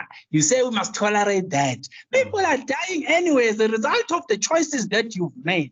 I'm providing an alternative, but that alternative does not emanate from Uzwelakhe. It is emanating from your institution, from your political, ideological principle, which is the fundamental basis of this country. So I'm within the law, within the profession, I'm within the judgment, I'm abiding by the law of this land. If you rule me as being untoward and as being illegal, you can say it, but it's just that because you are hiding this judgment and you are afraid of its outcome, is it fair that the Khoi and the San cannot be given Cape Town back because the white people are staying there, they've bought that land for themselves? Is it fair that in the union buildings, the graves of the Ndebele people were destroyed to make way for the establishment of the British and Afrikaner order, and then today they are preserving that enclave as their heritage, forgetting that they destroyed another heritage? I'm not saying we must destroy. I've already provided an alternative to say that a new landlord is in town, and that new landlord must then be granted a same accorded equivalent advantages and benefits which we are giving to white people. That's what I'm saying. Number two, the banks are giving capital to land that is only in the custody of white people that has title deed that were established in 1913 up to today. And the money is only circulating along those people only. If this question of land is meaningless and is not deserving to be talked about, white people, British and Afrikaner would have long let go of that land if that land is meaningless. But they can't let go of that land because they've attached their own investment. They're calling their own. But before them, there were people who called that land their own as well. But today, the system favors only a white man. That is what we call white supremacy.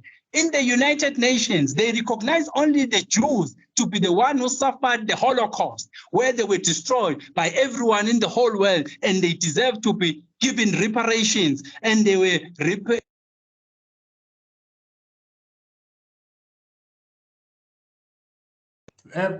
Prince, you're muted, sir. Wait. Could you unmute yourself? We lost you when you're talking about reparations to the Jews. Okay. I'm saying that United Nations in the current order only recognize the Jews as people who suffered the Holocaust during the Hitler wars, such that they were displaced across the whole world, and they're deserving to be given money back because they were displaced. And all the countries of the world, they dish out money to give the Jews. Today, the Jews are accorded an elitist status above everyone, that they can be paid, they deserve to be paid. Here are Africans who suffered the scramble of Africa initiated by the European superpowers and Americans, and still today they don't deserve to be a subject of payment. And is that the fair arrangement you're talking about? And Africans should keep quiet and suck up to that system. Our shame unto all of us for keeping quiet, for dehumanization that has happened against the African, and because no one wants to stand up for them. Prince, there is Paramani there. He wants to speak. Unmute Paramani.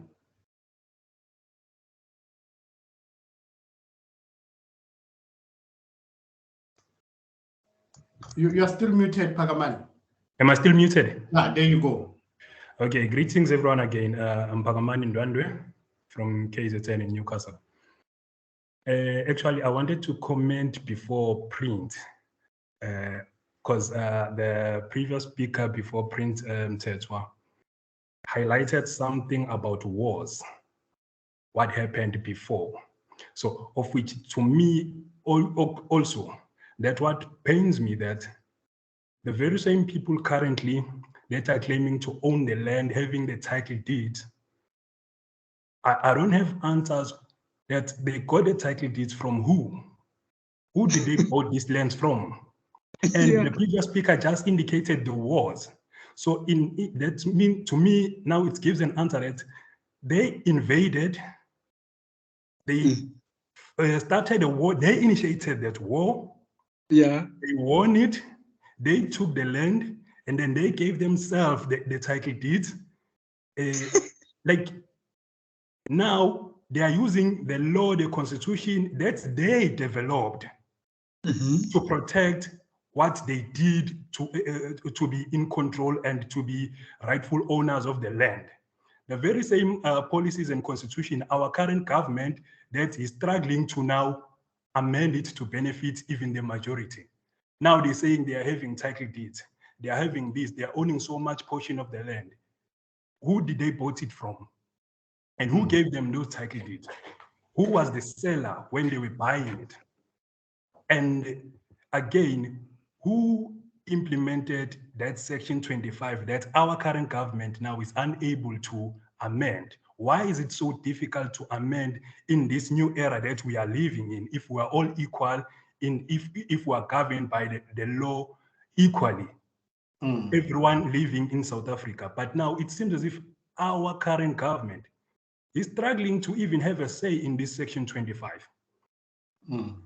It's been pending over years, trying to resolve the issue with section 25 and the land to benefit everyone. There are land, there are chiefs that have claimed the land for years, but still till today they haven't get it back. So now, that's why I said I wanted to comment before Prince actually responded to the previous speaker, because I also need that clarity that if I'm saying I'm owning this land, here's the title deed, but there is no seller, what kind of ownership that I'm having actually? And I think the other question is the one that who invented or who developed the constitution that the current government actually is not even able to amend it? Why is it difficult for the current government to amend this section 25 to benefit everyone? I hear you. And Prince, there's a chat message here from somebody. I will read because I'm so it's like Lenkwe. If I read your name, Hampi Askis. Lenkwe is touching on what Pakamani in a little bit is saying, please ask why the Lukuleni land claim has not been implemented as yet, and what needs to be done for the land claim to be implemented. Pakamani just said, "Kona the chiefs bacela umhlaba wabo ubuyiswe and awukabuyiswi namanje." So now this is the Lukuleni judgment, and it has not been implemented. Linkwe is asking why and what needs to be done for that judgment to be implemented. I think the person who's asking the Lukuleni question is mad because he's actually forcing us to now spill the beans. But let me spill them a little bit. After the judgment of 2011, I wrote with John Clark the book called Glimpse to Marabastad. So I was based in Marabastad, in Pretoria, when in the first 10 years out of the 23 years. And then that's where this matter we picked up. So I'm trying to justify why the book on Marabastad. And yet the winning of the case in 2011 was based also, among others, Pretoria and a metropole and even a better part of Transvaal. This is the reason why the matter didn't continue. The ANC government, since they were unbanned in 1990, when Mandela came out of office, they had a conference in Durban in 91. In that conference, they elected a new leadership.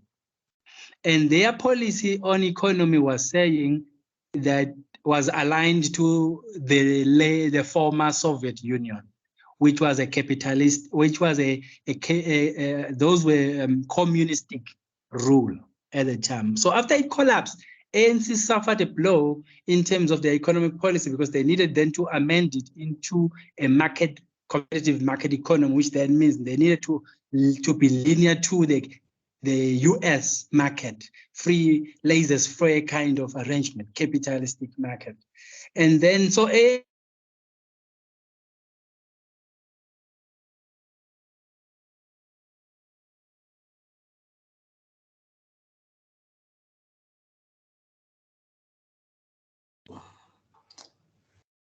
looks like the I don't know if network or something there.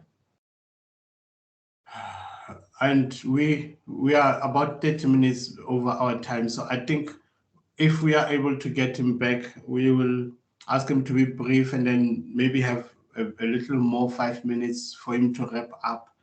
And then in future, we could see what more platforms we have. If they are brief, maybe something like an hour or so to understand more in detail the things that we have discussed here. I'm asking those who are online currently, should you be able to, if you should have more questions, maybe try to type them in, and then later on, I think we could have your email address there from the people who are attending. So if I'm unable to get Prince Zwelakhe back, we can see how we respond to that. Mhlawumbe, the other session in future, we'll start talking on those. We can use those questions to frame a further engagement, because he did indicate this is the movement that he's on, and I wanted us as a university to really take up this movement with him and see how it builds up. So sorry. Yes, thank you. And I was still saying, Ubuti, we would want to wrap this up, and then we see what we can do in future, maybe some brief questions. Frame sessions is about an hour or so, and colleagues who are online now, they can send their questions in the chat, and then I can try to use those for further engagements. Like we spoke, Guti, I'm interested as a department here for us to work with you on this journey to see how you unpack this debate and see how it can broaden up. So we might have more of these sessions. Some will be in person and maybe hybrid, but this is not, I'm hoping this is not once off. We will have some time to return to this. If in short, Prince, you could summarize what I got was you're calling for this regime change, and which I said, it covers the whole country. Exactly what you're asking for, is it a reparation fund to say, okay, union building is there, we cannot dismantle it and give it to somebody, or is that that radical position? Or what is this settlement, this kind of a reparation that is asked for? If we talk about restorative justice, that you are asking for, what is it you're asking to be done? I don't think you're asking for local municipalities to be dissolved, provinces to be dissolved, and kings to be now, regional heads, like a federal system of sort, of many enclaves that are independent according to tribes, going back to those old times. Really, under this constitutional order, like you said, you're using the law that is existing. The law already says this is South Africa, geographically, administratively, functions, and so forth. In this regime change, in this new CODESA, if you were to be able in 5-10 minutes, summarize in short what you are asking for, and then we will see further engagements with his Kulumanjan. Okay, but the other person was asking why the Likuleni case are Why joining. Yes, when you're done with that, make that summary. Okay, it's fine. So I was saying the reason why the Likuleni case is not being attended to, I was giving a precursor of what is the reason. The reason is that the ANC has failed to agree on an economic policy since 1991 conference up to today. The ANC is ever divided amongst themselves as to what should be the economic policy of the country, which will favor the natives. So what happens then, they are carrying the interests of the white people on one hand, and they're carrying the interests of the black people on one hand. And the blacks are a majority, and the whites are a minority. And the whites, they're keeping the economy, and the majority black are outside the economy. And the whites don't want to be outside the economy, and the blacks wants to be part of the economy according to democratic parity. So I'm asking for this. I'm a public administration student, so I'll be administrative. This is what needs to happen. The current order of the banks, they say, bring a title deed, we'll give you money in South Africa so that you can capitalize your land and do whatever that you want to do. And that's one. Now, all the majority Africans, they don't have access to land because the land was taken. So which means they don't qualify in a private sector arrangement where a bank can grant you a loan based on the land. And that's where my question says, let's then do justice on the land questions. Let's allow those who claim their land to be granted their land. It's not my call. It's the call of the very same law of the land that says land claim. You have 5 years to claim your land. We did claim the land within that 5 years from 94, which was the end of 1993, 31st December, to end of 1998, 31st December. We qualify. Go to the former Chief Justice Mogoeng. When our former president wanted to reopen the land claim process in 2014, the law said to him, you cannot reopen the land claim process before finishing the land claims of 1994 during the Mandela administration, which those are the ones I was just showing you now. What does that mean? It means if you want Black people to be economically productive, I've done economics. There are 4 factors of productions that you must have. It is land, it is labor, it is, and then owner's equity. Those things will enable you to be able to start any business. Black people cannot do that in South Africa, many as they are, because they don't control the land. They don't have a capital, which is their contribution to start a business, and they don't have money to pay the labor because they are dispossessed. I want us to then say, can we grant Africans these 4 factors of production, but using the law which we complied with of land claim, which we won according to Roman, Dutch, and British law, where there is a judgment citing that we must be paid back. Why we must be paid back? You made money while you took us out. So it's now time to return the money you made because the land does not belong to you. But what we're going to do, this restorative justice is going to now usher in what we call demographic parity. What is demographic parity? It is when you look at the racial placement of the people and their economic backwardness and then say those who have suffered the most of the economy must then be channeled into their direction so that we have parity in terms of economy and parity. When I say parity, it may not be equal, but equitable. Equitable, which means there are degrees and levels of access to economy. It cannot be that white people should be the one owning the economy because they got it all wrong. I want to place it on record here. The CODESA that we're coming from, which the late former Nelson Mandela led, it was void of a cause. It's my position I'm making.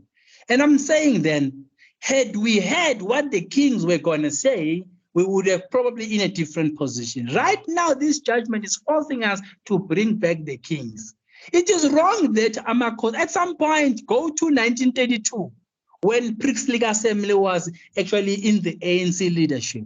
There was a house of kings, which was the above, and then lower you had the house of other members of the organization, wherein the kings and the membership were actually co-ruling or running the organization. That was the old order at the time. Today, you only have comrades running ANC. You have kings who are running a sideshow. They are not part of parliament. They are also having no powers to vote on the matters that are being voted on in parliament. But also in the very same, this clause of section 25 is very wrong. We must review it. And I'm sorry that last year you took a vote on a land expropriation bill without compensation and you lost the plot. But also you were doing a redundancy because a judgment has been made. So somebody misled Parliament and all parties that are there in Parliament. Why do you vote on a matter that was long judged in the judicial system? Where is separation of powers? Where is cooperative governance, where the legislature and the executive and the judiciary that are working together to take the outcomes of the judiciary, tell the Parliament so that the Parliament can make laws accordingly and the executive implement those laws? On this matter of the Likuleni judgment, everyone in South African leadership is avoiding the matter and hiding it. That's why you don't hear about it. It's because the judge who made the ruling on this matter died. But he died having made the judgment. And then the beneficiary, Likuleni Velapi, Likuleni, Victor Likuleni, also after receiving the document which grants him permission to the land, he was also killed. And then they thought that by killing him, the matter is dead. But unfortunately, according to law, precedence was already created. It means the Land Act of 1913 has been now amended by this judgment, which is now saying all claims of the land can now be judged according to the Likuleni versus the state. That is how law is applied. That is law of precedence. I'm advocating for justice on the judiciary side, justice on the executive, where they just implement what is the outcome of the judiciary. You don't question what is the outcome of the judiciary. You implement it. You comply before you complain. But in this case, they don't want to comply, all of them, and the judiciary is quiet about it. And this case, has it not been appealed at all? There is no appeal. It was open for appeal and no one appealed because the process was run. It was run, everything ran smoothly. But it was shelved under the carpet because it is denting the pocket of the powers that be. No, this in my view, is a very interesting scenario. And if this kind of a public discourse should emanate, it's a very interesting thing, of which I think as a department, their politics, we should be interested in following up and working with you around it, especially on this global summit on land. We'd like to hear more about that and to work with you and to understand further how we can build it up. I want us to really close. I don't know, among us, there are people who in the chat were saying thank you for giving the history on Dingiswayo, and obviously the questions that they posted I had also shared with you. And I don't want us to take it any further, but we can have another kind of a discussion like this. I want to thank you very much for having agreed to address us. I'm unfortunate that we were not in person. And we will